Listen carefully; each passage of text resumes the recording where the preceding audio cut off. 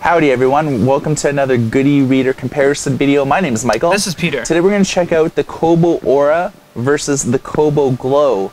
We're going to look at the reading comparisons as well as software and hardware features. First of all, let's talk a little bit about the hardware. You'll notice that they both have about the same size screen, 6 inches. Although you can see that this body on the Kobo Aura is a little bit more smaller and compact. The Kobo Aura uses a low flash waveform screen. More on that in a moment. The resolution on the Kobo Aura, as on the Kobo website, is 1040 by 758.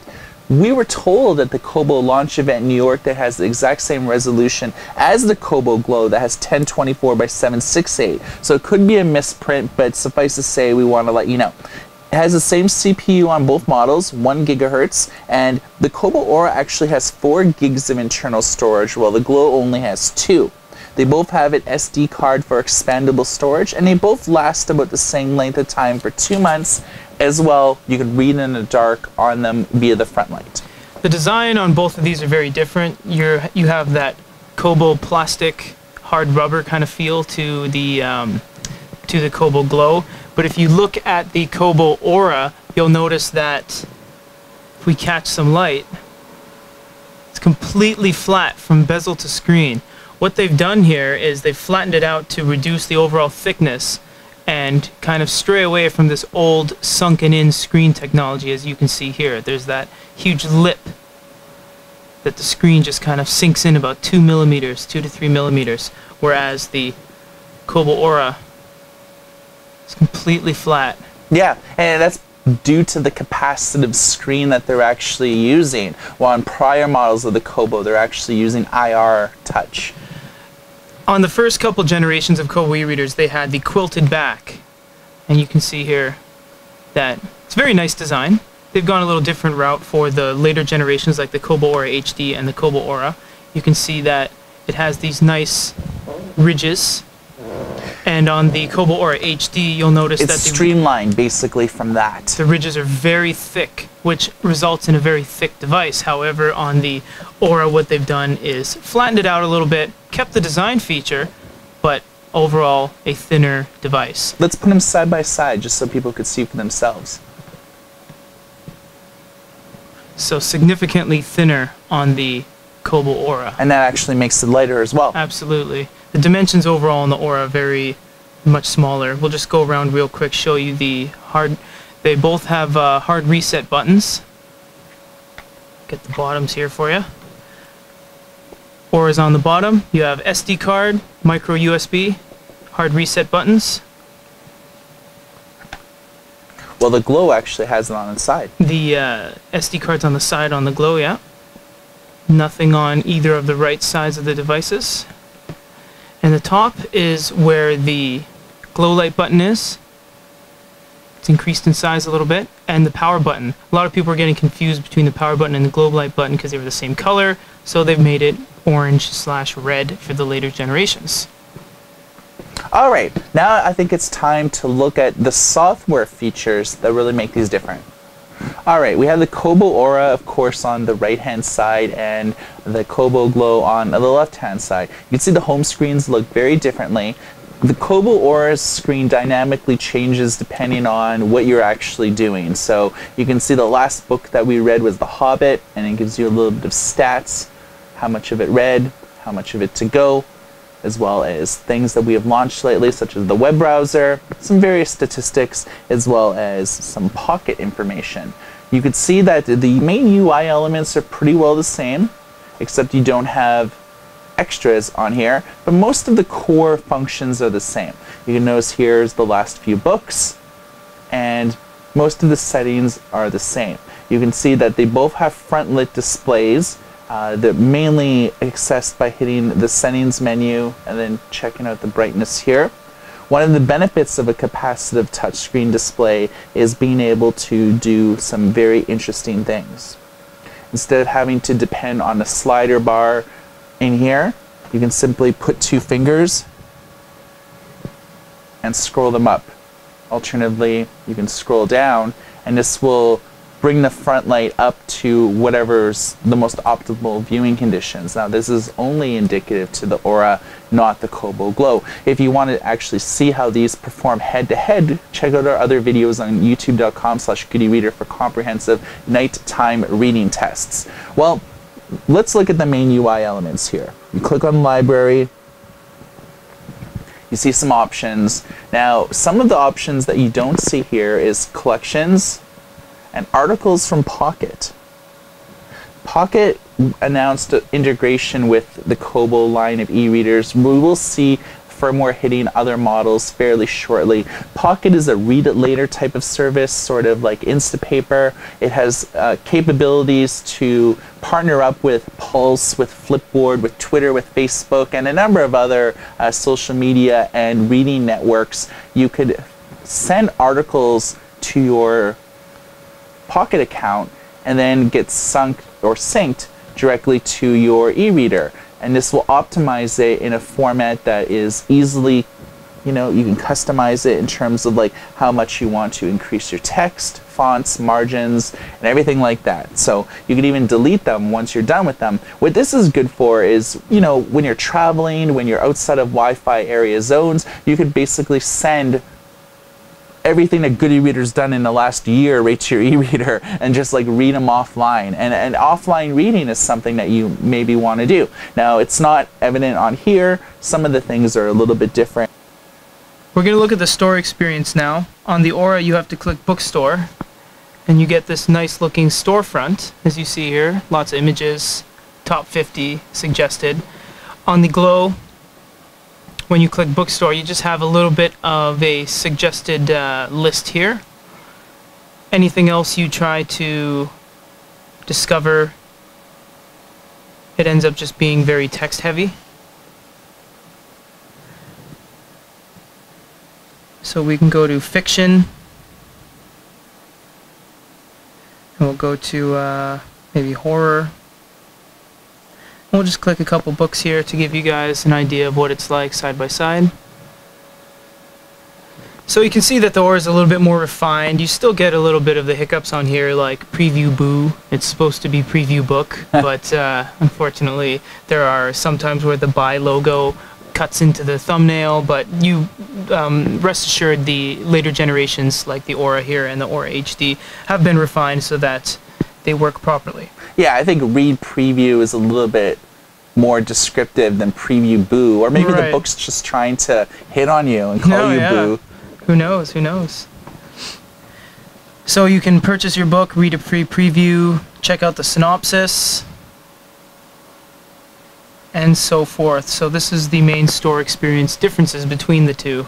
Right. So the Aura is going to be shipping out towards the end of September. So you noticed we saw a little bit of firmware bugs. Those won't be obviously in the final release, but we do have sort of a pre-release version here, as we usually do at Good e-Reader. So we looked at the store experience, and it's mainly text heavy in a lot of cases, but that's actually a benefit because there's less assets of graphical wise to actually load. There's a lot of extras in this, and it's really evident when you're actually looking at a book. Now, we have a different book here, but that's not, that's not the biggest thing in the world. What we do want to look at is some of the cool features here. If you click on, I think, the center of the screen, you notice some different options here. And these options are only on the Kobo Aura. They aren't on the Kobo Aura HD or any of the prior models. And you can click here and get a sense of your statistics, so your reading life statistics, but you can actually turn this off if you're not the largest fan of it. Also, there is another cool option called Beyond the Book.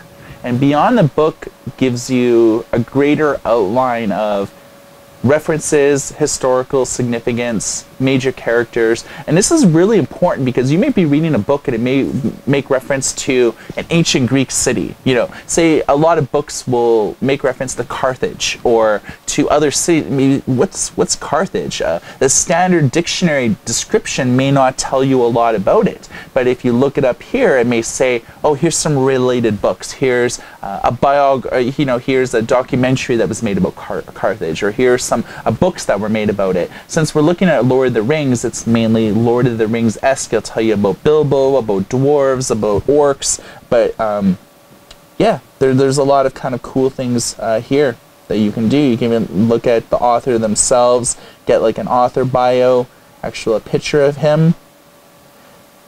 So yeah, you can click view more and get the total description.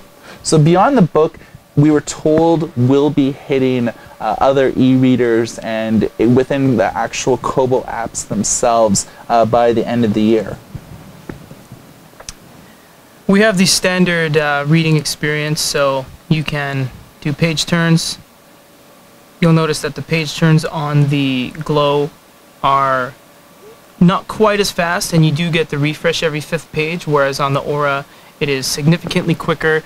You get a very subtle dim on the page every time you change the page, but the payoff is that you don't get that reflash every 5th page, 7th, or even 15th or 20th. It's every chapter, which is really keeps you into the reading experience without making you wait for the next page to show up and so forth. They both have long presses.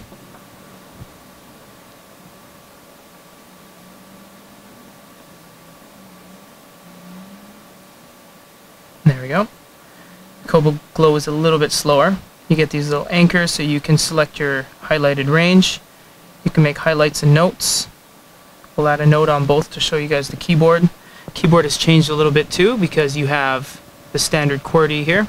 You get a dedicated row of numbers. Although the keys themselves are smaller, you do get a lot more. It's making better use of the real estate. You get a .com button, an @ symbol, whereas you have to find those in the extras menu here.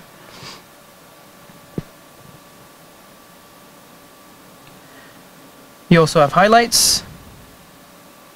You can see that we can make a highlight. You have Facebook, search in book, dictionary, and you also have, if we get out of this menu, font alteration, so you can choose the font face, font size. Kobo Glo's catching up a little bit. Everything changes live for the most part. You also have advanced, which is on both the Glo and the Aura HD, which gives you a before and after look at what your text is going to look like once you change the weight, the sharpness, and all that fun stuff. This is useful when you turn on the Glo light to different settings. You may want a softer screen, but you might want the text or the fonts to be able to be a little bit more darker, so there's more contrast. Juxtaposing it for advanced users, you're not just stuck with the default fonts that are bundled with the device. You'll notice here on the Aura that there are a number of font options here. What you can do is load in your own font. So there's a font directory there. So if you're a fan of really customizing your screen, you can load in your own fonts, which is cool. It also has a translation dictionary on the Aura, something the Glo really doesn't have. You can convert words from one word to another, that sort of thing. It's also the same sort of social media integration, but there seems to be like more options here, even like things for marks finished, collections, but you could also change the flash if you want. Instead of every chapter, every 10, 6, or even 1 page if you want to. I don't know why you'd want to, but there are some options there. The reading experience does not just stop with EPUB books, but PDFs are one of the longest lived formats out there. They've been around for decades and years and years. It's something that you're not going to look hard to find online. We have a Dungeons Master guide here, and this is about 120 meg file, the Monsters Manual. So I've quick navved over to the exact same page here, so you can see you can do page turns left and right, of course. It's much quicker on the Aura. To pinch and zoom, or zoom in at all on the Glo, you can see is if I try to do that, it's actually thinking I'm just doing a page turn. So you have to open up the bar at the bottom, click the little control guide here, select your zoom level, and from there it opens up the little mini map, and you can then move it around. So about 4 or 5 steps you have to go through before you can start to move the screen around here. So we'll just get a closer look on the guy here. Whereas on the Aura, all you have to do is pinch and zoom. Easy peasy.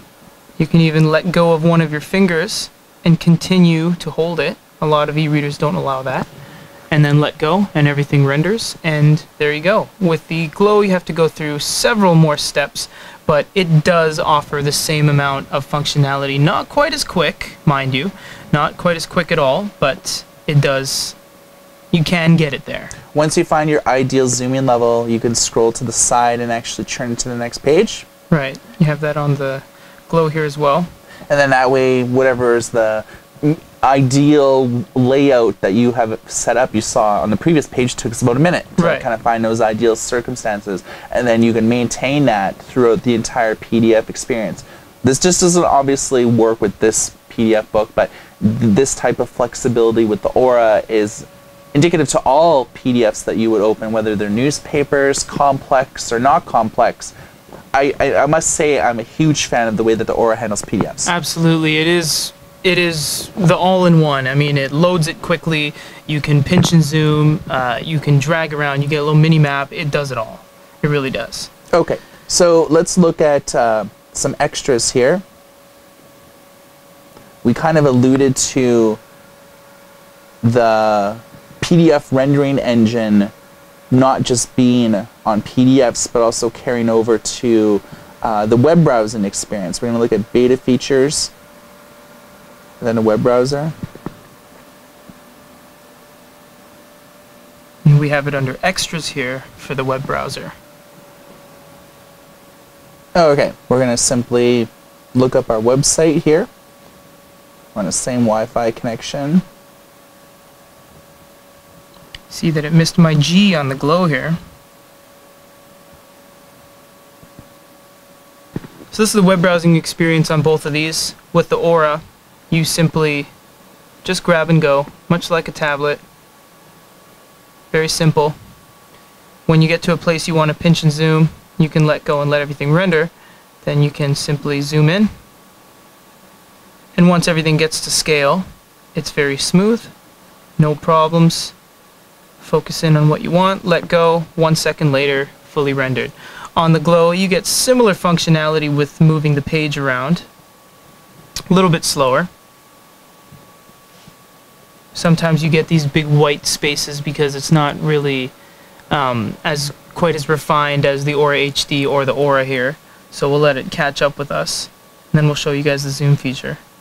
Suffice to say, while the Kobo Glo is struggling to keep up, I think the whole reason why PDFs and web pages are so awesome for pinching and zooming is because of the capacitive display. Right. And it supports, you know, two to 5 finger multi-touch. I think it's 5 fingers. Don't quote me. I know it's 2 for sure, and I was told 5 by a few executives, but there really isn't any white papers or anything like that actually saying this yet, and all the websites that we've looked at for research actually don't say anything like that either. Right, so this is the experience on the web as you see it as we're going through everything. And you see the Glo just has tons of problems with, you can see that took about 20 seconds to find that zoom level, and it kind of blacks out a lot. So it's not the most comfortable web experience. You can use it if need be, but I wouldn't recommend using the web browser on the Kobo Glo. No, but the Aura is fairly solid. Absolutely. No problems at all. I like the fact when you're zooming around, the reason why the zooming is so seamless is that it almost gives you that pseudo PDF experience where all graphics are sort of